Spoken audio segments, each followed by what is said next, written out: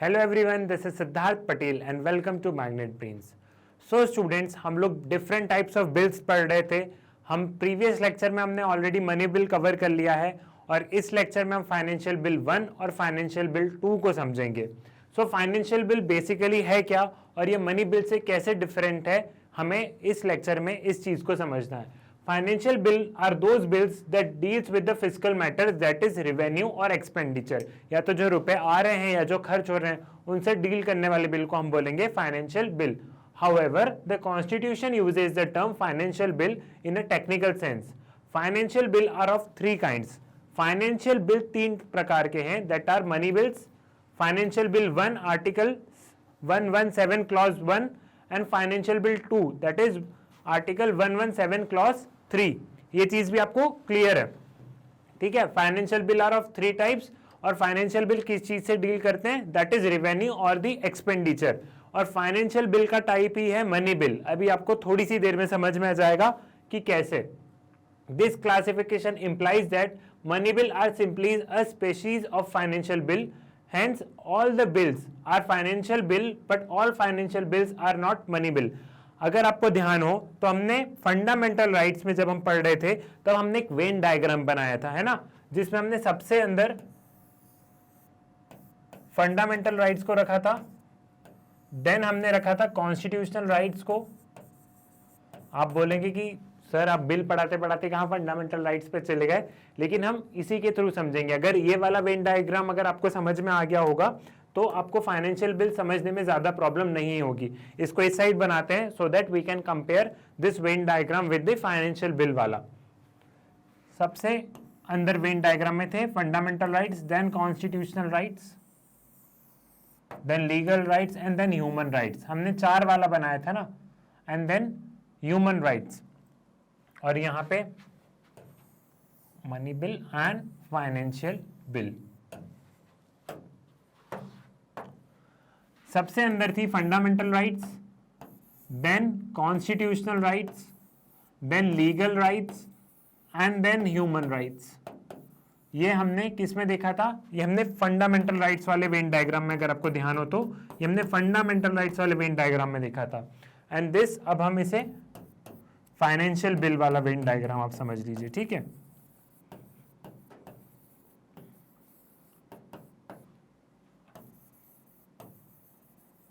Money bill and these are financial bill। तो हमने क्या देखा था जब हमने ये वाला वेन डायग्राम बनाया था, तब हमने देखा था कि all constitutional rights are fundamental rights. Constitution all fundamental rights are constitutional rights. Sorry, मैंने गलत बोल दिया, all fundamental rights are constitutional rights. ये हमने देखा था कि जितने भी फंडामेंटल राइट्स है वो क्या है, कॉन्स्टिट्यूशनल राइट्स हैं।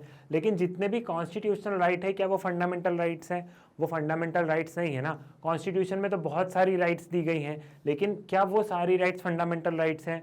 वो सारी राइट फंडामेंटल राइट्स नहीं है, ये हमने देखा था। लेकिन फंडामेंटल राइट्स जितनी भी फंडामेंटल राइट्स है वो सारी कॉन्स्टिट्यूशनल राइट्स हैं। कैसे कॉन्स्टिट्यूशनल राइट्स है वो?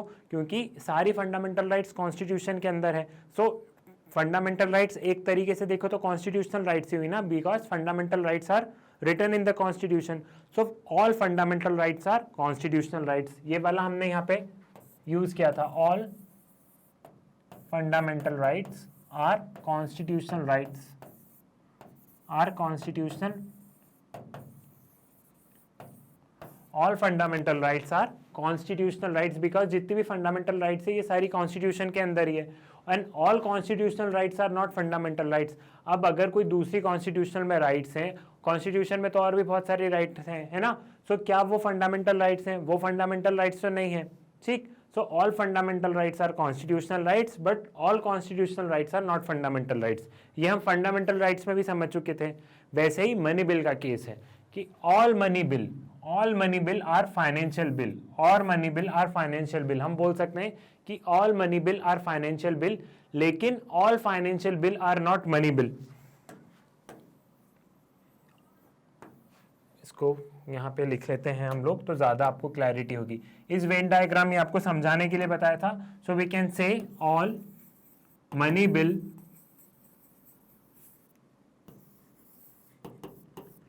are financial bill, or money, all money bill are financial bill.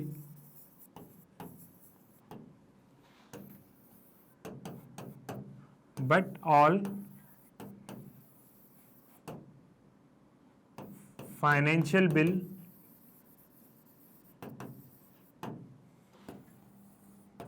are not money bill.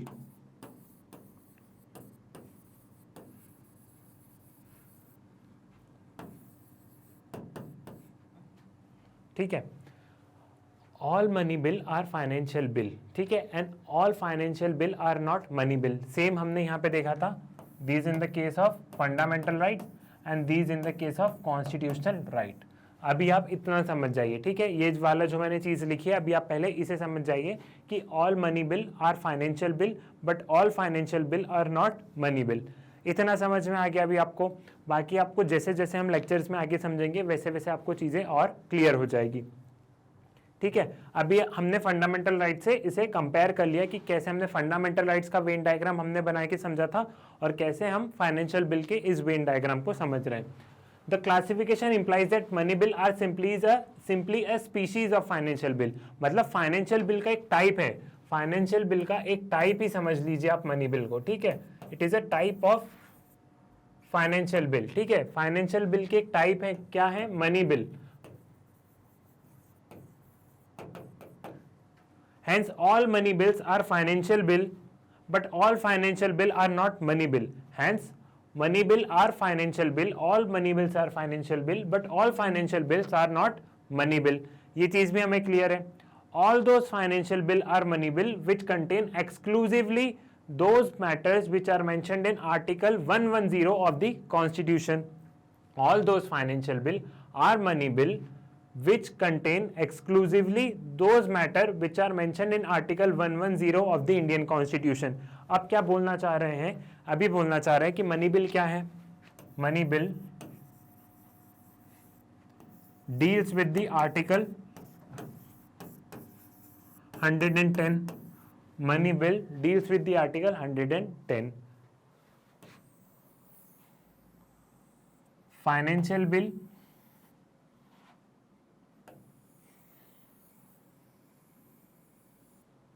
Financial bill है ये वाले. ठीक है, money bills deal with the article 1110 और फाइनेंशियल बिल वो है जो आर्टिकल 1110, जो कि article 1110 plus some other things. जैसे आर्टिकल 10 में हमने, आर्टिकल 1110 में हमने बहुत सारी, 110 में हमने बहुत सारी चीजें देखी थी, है ना. आर्टिकल 110 में हमने बहुत सारी चीजें देखी थी जैसे बोरोइंग्स गवर्नमेंट की, जैसे टैक्स को ऑल्टर करना, ये सारी चीजें हमने क्या देखी थी, मनी बिल में देखी थी, मनी बिल की डेफिनेशन में देखी थी. तो मनी बिल की डेफिनेशन प्लस अगर उसमें कुछ और चीज हो जाए, जैसे बोरोइंग्स है, जैसे गवर्नमेंट कुछ बोरोइंग कर रही है तो वो मनी बिल का पार्ट है, लेकिन उस बोरोइंग में कुछ प्रोविजंस ऐसे हो जाए जो कि आर्टिकल 1110 में कवर नहीं है, तो वो होंगे फाइनेंशियल बिल. इतना समझ में आ गया. Financial bill consists of money bill. Financial bill consists of money bill plus some other thing. plus इसमें कुछ और चीजें. ठीक है, जो मनी बिल की जो डेफिनेशन में है कि चलो सरकार ऐसे बोरिंग कर रही है या फिर सरकार ऐसी टैक्स लगा रही है तो ठीक है, लेकिन उस प्रोविजन, उस टैक्स में वो कुछ एक दो प्रोविजन कुछ ऐसे ऐड कर दें जो कि आर्टिकल 1110 में नहीं लिखे थे, तो वो हो जाएगा फाइनेंशियल बिल. ये चीज ध्यान है, वो हो जाएगा financial bill. That is financial bill number 1. It will be financial bill number 1. अभी हमें फाइनेंशियल बिल 2 भी समझना है. ठीक है, money bill plus some other thing that is equal to financial bill number 1. इतना समझ में आ गया आपको. These are certified by the Speaker of Lok Sabha as money bill. The financial bill 1 and 2 on the other hand have been dealt with the article 117 of the Constitution. Money bills deal with the article 110 and these deals with the article 117 of the Indian Constitution. ठीक है, these are financial bill 1 and financial bill 2 deals with the article 117 of the Constitution. इतनी चीज भी आपको समझ में आ गई. Now financial bill 1. अब हम फाइनेंशियल बिल 1 को पढ़ते हैं, देन फाइनेंशियल बिल 2 को, and then we will compare it with the money bill. अगर किसी को नहीं भी समझ में आ रहा होगा तो लेक्चर के एंड तक आई होप और मुझे पूरा विश्वास है कि आपको समझ में आ जाएगा जब हम तीनों बिल का अच्छे से कंपैरिजन करेंगे।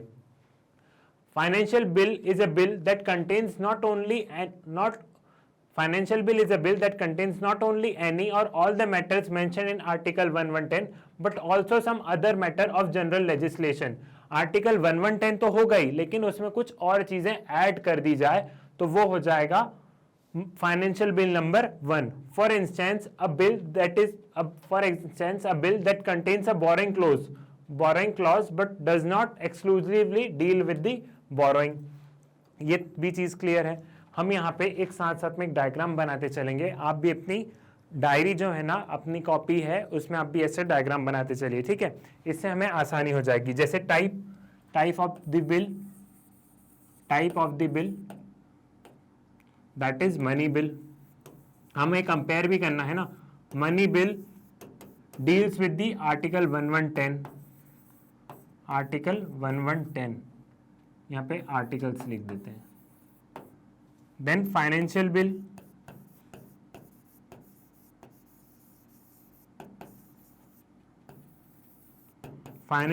deal with the article 1110 plus some general legislation जो कि आर्टिकल 1110 का पार्ट नहीं है, प्लस सम जनरल लेजिस्लेशन, ठीक है। Article 1110 plus some other general legislation. इसमें यहां पे हम डिफरेंस लिखते हैं। इतना हमें क्लियर हुआ। Then in two respect a financial bill 1 is similar to the money bill. In two respect the financial bill is similar to that of money bill. Both of them can be introduce only in the Lok Sabha and not in Rajya Sabha. Both of them can be introduced only on the recommendation of the president. So अब इन दोनों में क्या similarities हो गई? Then introduction, president approve, introduction in Lok Sabha, president approval,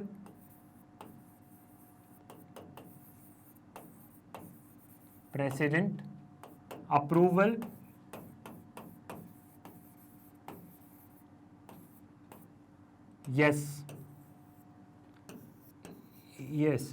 देखो अब हमने ये देखा, टाइप में money bill it's deal with the article 1110, it can be introduce only in the Lok Sabha prior president approval, yes.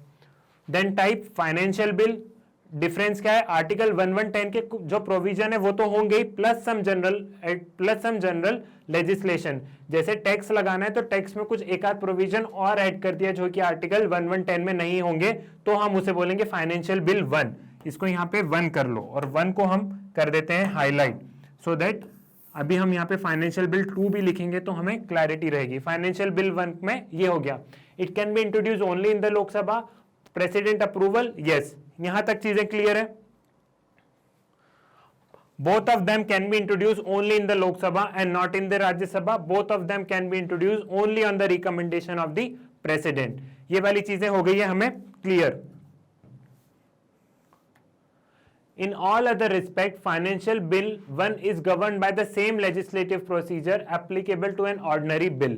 बाकी जितने भी प्रोसीजर हैं अभी उस टेबल में हम लिखेंगे, बाकी और जितने भी प्रोसीजर हैं सेम वो जैसे ऑर्डिनरी बिल पास होता है वैसे ही प्रोसीजर है, मनी बिल के जैसी नहीं है। Hence it can either rejected or amended by Rajya Sabha, except that amendment other than the reduction or abolition of tax cannot be moved in either house without the recommendation of the president. That is, recommendation of president is not required for moving an amendment making provision for the reduction or abolition of the tax. अब अगर financial bill में कुछ reduction या abolition of tax करने की जरूरत है तो हमें प्रेसिडेंट की परमिशन नहीं लेनी पड़ेगी।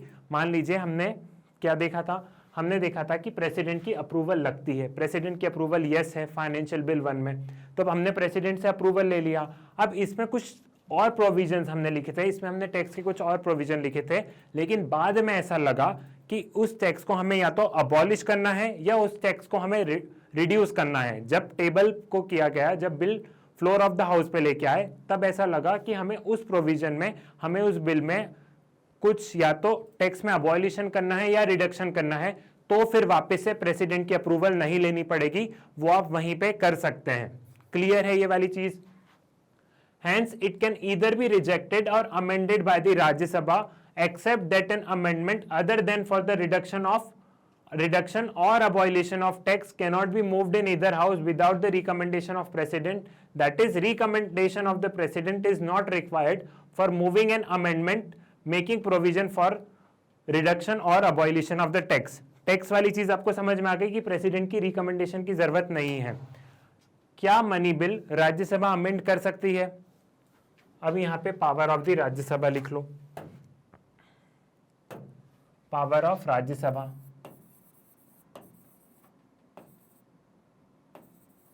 Power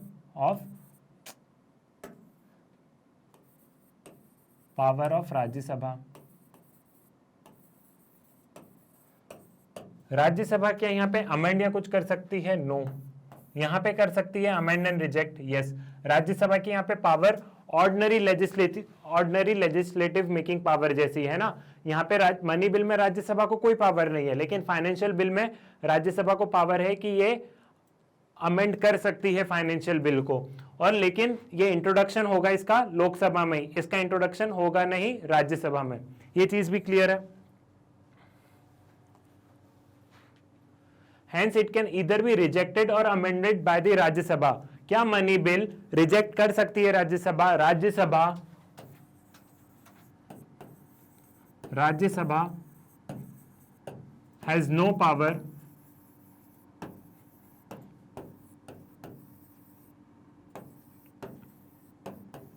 in case of money bill. Has no power in case of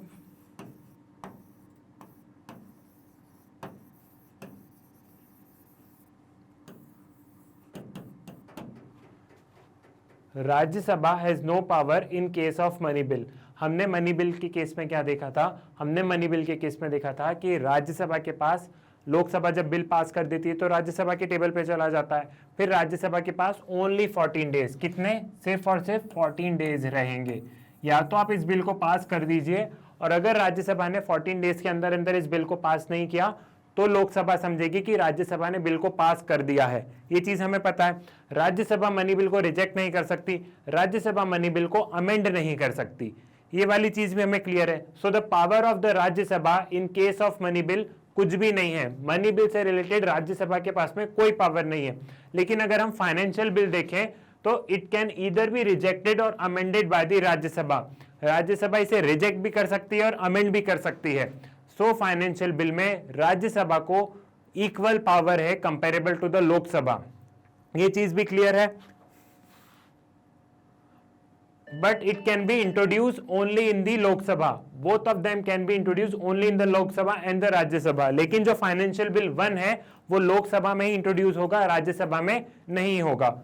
ये चीज भी क्लियर है? इस टेबल को ध्यान से आप लोग भी अपनी कॉपी में बना लीजिए कि power of the Rajya Sabha financial bill में है। प्रेसिडेंट अप्रूवल फाइनेंशियल बिल को इंट्रोड्यूस करने से पहले लेना पड़ेगा। इंट्रोडक्शन दोनों का लोकसभा में है। डिफरेंस क्या है? ये सिर्फ आर्टिकल 1110 के जितने प्रोविजन है उनसे डील करता है, and financial bill 1 deals with the article 110 plus some other general legislation. ये financial bill 1 and money bill. यहां तक क्लियर है? अब हम बढ़ते हैं आगे।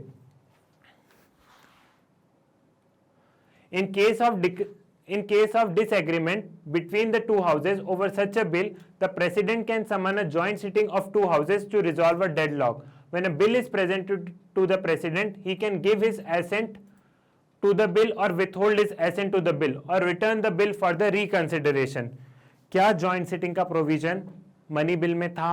Does money bill have the provision of joint sitting? क्या money bill में joint sitting का provision था? No. यहां पे हम लिख लेते हैं नो जॉइंट सिटिंग। यहीं पे मैं लिख रहा हूं, ठीक है, क्योंकि जगह नहीं है। No joint sitting.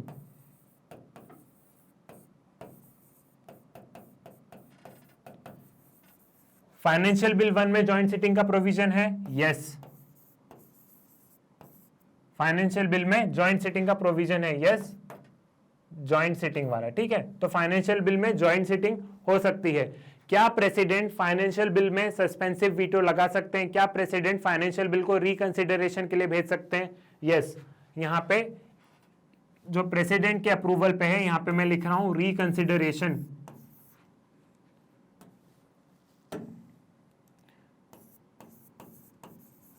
रिकंसिडरेशन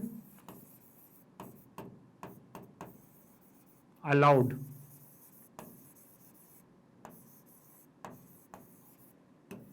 क्या यहां पे रिकंसिडरेशन है?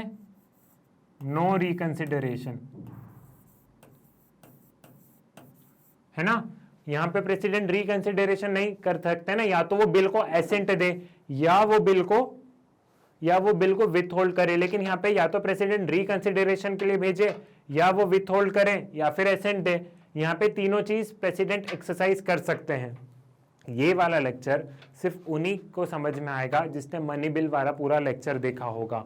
सो आप पहले प्लीज मनी बिल वाले लेक्चर को देखिएगा, देन ओनली आप इस वाले लेक्चर को देखिएगा, तो ये लेक्चर आपको बहुत अच्छे से समझ में आएगा।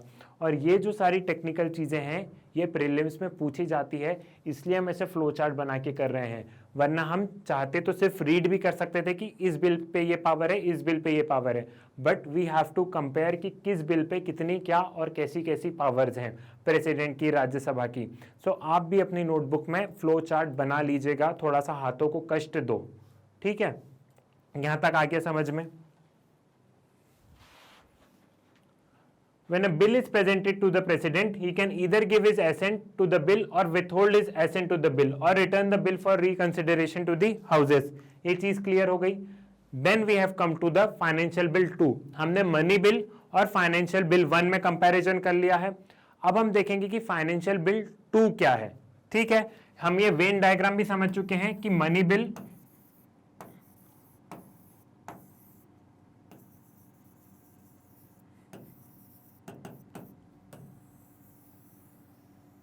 and financial bill.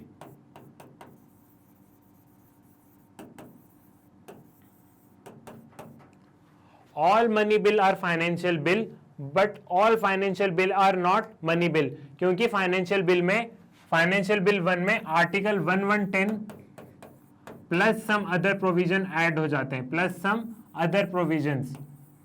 और मनी बिल में सिर्फ और सिर्फ only article 1110, only article 110, sorry मैं 1110 बोल देता हूं बार बार, 110, ठीक है, 110, ठीक। यहां तक समझ में आ गया। Then come to financial bill number 2। A financial bill 2 contains the provision involving the expenditure from the consolidated fund of the India. Expenditure मतलब कौन कौन से रुपए खर्च हो रहे हैं, expenditure मतलब वो होता है। A financial bill 2 contains provision involving expenditure from the consolidated fund of India. Expenditure from the consolidated fund of India, but does not include any of the matters mentioned in Article 110, but does not include any provision mentioned in Article 1110. अब हमने यहाँ पे क्या देखा था? हमने यह देखा था money bills deal with the Article 1110, financial bill deals with the Article 1110 plus some other legislation. Article 1110 का कोई प्रोविजन होगा, साथ में कोई एक आध प्रोविजन ऐसा भी होगा जो आर्टिकल 1110 में लिखा नहीं होगा। फाइनेंशियल बिल 2 क्या बात करता है? फाइनेंशियल बिल 2 बोल रहा है कि आर्टिकल 1110 से तो एक भी प्रोविजन नहीं होना चाहिए, आर्टिकल 110 से रिलेटेड एक भी प्रोविजन नहीं होना चाहिए। यहां पे लिखते हैं इसे financial bill number 2, financial bill and 2, no provision, nothing of article 1110, nothing of article 1110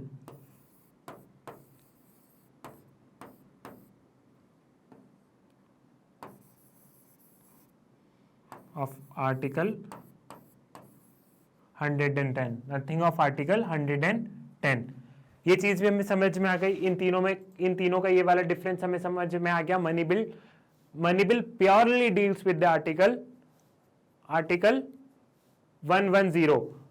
financial bill deals with article 110 plus some other general legislation, कुछ एक आध चीज ऐड हो गई.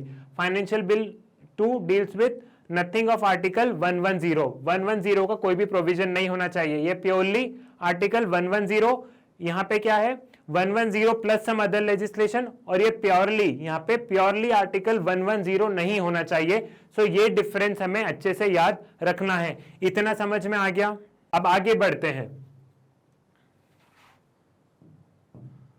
It is treated as an ordinary bill in all respect. It is governed by the same legislative procedure which is applicable to the ordinary bill. ये एकदम ordinary bills की तरह deal किया जाता है. The financial bill 2 can be introduced in either house of parliament and recommendation of president is not necessary for its introduction. यहां पे हमने देखा था इंट्रोडक्शन दोनों में ओनली इन द लोकसभा, लेकिन फाइनेंशियल बिल 2 में क्या हो गया है, फाइनेंशियल बिल 2 में लोकसभा और राज्यसभा दोनों में से किसी पे कहीं भी इंट्रोड्यूस हो सकता है. प्रेसिडेंट प्रायर अप्रूवल लगता है क्या? नो, प्रेसिडेंट प्रायर अप्रूवल नहीं लगता है फाइनेंशियल बिल नंबर 2 में. सारी ऑर्डिनरी लेजिस्लेशन मेकिंग पावर है. पावर ऑफ द राज्यसभा भी क्या है? Equal that of Lok Sabha. Power of Rajya Sabha is equal that of Lok Sabha. यहां पे भी इक्वल है, यहां पे इक्वल लिख देते हैं, equal of that of Lok Sabha, और यहां पे भी इक्वल है, इक्वल दैट ऑफ लोकसभा. इतनी चीजें क्लियर हुई. Financial bill 2 can be introduce in either house of parliament and the recommendation of president is not necessary for its introduction. In other words, recommendation of president is not required at the introduction stage, but it is required at the consideration stage. मतलब जब bill को table कर दिया जाता है, जब bill table पे आ जाता है तो प्रेसिडेंट कंसीडर करते, प्रेसिडेंट बोलते हैं आप इस बिल को कंसीडर कर लीजिएगा, ठीक है. लेकिन जब इंट्रोडक्शन होता है, इंट्रोडक्शन के टाइम पे प्रेसिडेंट का अप्रूवल नहीं लगता है. It can either be rejected amended by either house of parliament. Rajya Sabha की पावर इक्वल है, power of Rajya Sabha is equal that of Lok Sabha. यहां पे पावर इक्वल है राज्यसभा और लोकसभा की. In case of disagreement the two houses over such bill the president can summon a joint sitting of the two houses to resolve the deadlock. Joint sitting हो सकती है अगर deadlock create हो तो. When a bill is presented to the president, he can either give his assent to the bill or withhold his assent to the bill or return for the reconsideration of the house. ये वाली चीज भी clear है. वापस से हम हमारे flow chart पे चलते हैं. हमने इसमें क्या क्या देख लिया था? हम डिफरेंस देख चुके थे, हम इंट्रोडक्शन देख चुके थे. प्रेसिडेंट अप्रूवल नहीं है, प्रायर अप्रूवल करके इंट्रोडक्शन की जरूरत नहीं है. कंसिडरेशन स्टेट पे जब हाउसेस पास करते तब प्रेसिडेंट कंसिडरेशन में बोल सकते हैं कि हाँ आप बिल को देख लीजिएगा, प्रेसिडेंट कंसिडर कर सकते हैं, लेकिन प्रायर अप्रूवल नहीं है. यहाँ पे इक्वल पावर है, यहाँ पे जॉइंट सिटिंग हो सकती है, joint sitting permitted.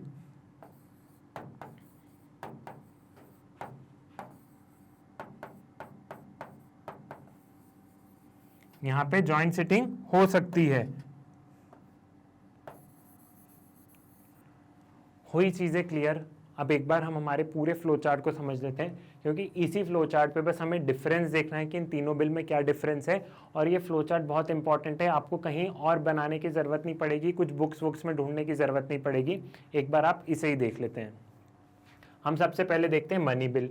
Money bill article 10 purely, article 10 में जितने भी प्रोविजंस है उन सारे प्रोविजन से डील करता है मनी बिल, ठीक है. It can be introduce only in the Lok Sabha.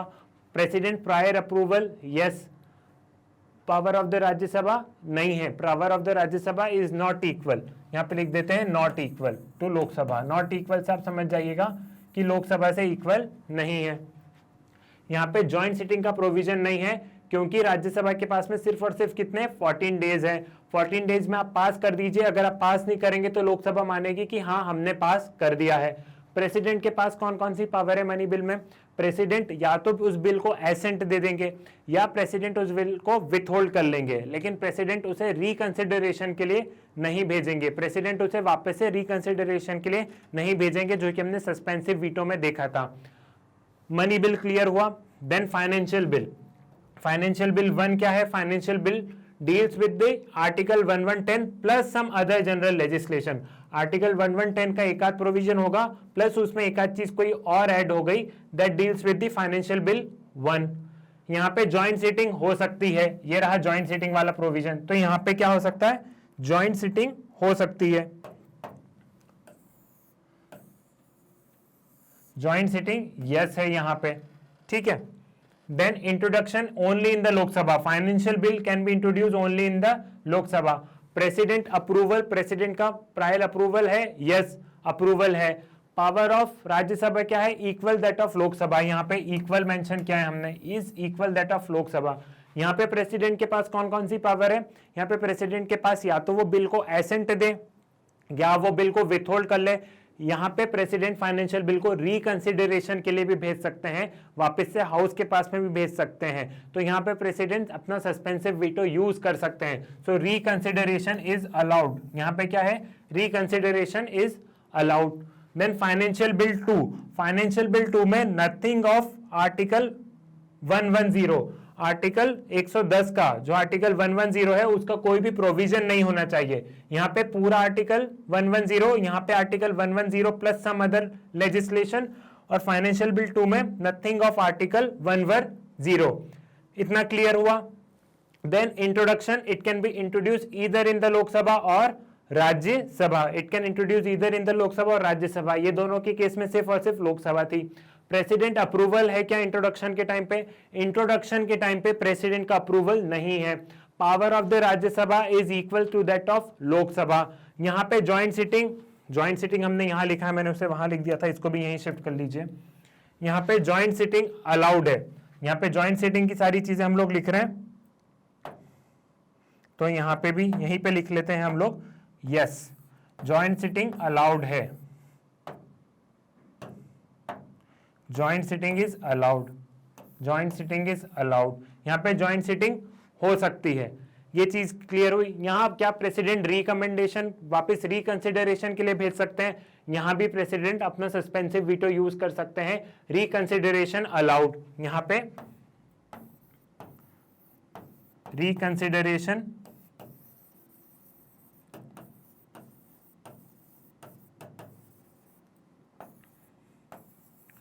Allowed है।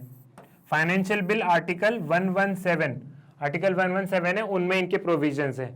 आपको समझ में आ गया? बेसिकली अगर क्वेश्चंस आएगा प्रीलिम्स में, ऐसे क्वेश्चंस कई बार कंपैरिजन के लिए आते हैं, तो ये मेंस में ऐसा नहीं आएगा कि फाइनेंशियल बिल क्या है, ये तो आपको भी पता, मेंस जो है वो ऐसे क्वेश्चन नहीं पूछता है, लेकिन प्रीलिम्स में ये कंपैरिजन हमें ध्यान रखना है, आपको ये वाला फ्लो चार्ट ध्यान रखना है। सो आप एक बार आप इस फ्लो चार्ट को अच्छे से देख लीजिएगा कि यहाँ पे कौन कौन सी चीजें मेंशन्ड है और कौन कौन सी चीजें यहाँ पे मेंशन नहीं है। आई होप आपको इतना क्लियर हो गया होगा, आपको इन तीनों में डिफरेंस समझ में आ गया होगा, फाइनेंशियल बिल 1, फाइनेंशियल बिल 2 और मनी बिल। आपको वो वेन डायग्राम भी समझ में आ गया होगा। मिलते हैं नेक्स्ट लेक्चर में, जिसमें हम डिस्कस करेंगे joint sitting of the both the houses. Although हम डिस्कस कर चुके हैं, बट एक बार उसे अच्छे से करेंगे। इस लेक्चर को देखने से पहले जिस भी बच्चों ने मनी बिल नहीं देखा होगा, मनी बिल वाला लेक्चर नहीं देखा होगा, उनको ये वाला लेक्चर समझ में आएगा ही नहीं। सो आप पहले मनी बिल वाले लेक्चर को अच्छे से देखिए, देन आप इस लेक्चर को देखिएगा। ठीक है, मिलते हैं नेक्स्ट लेक्चर में। Thank you.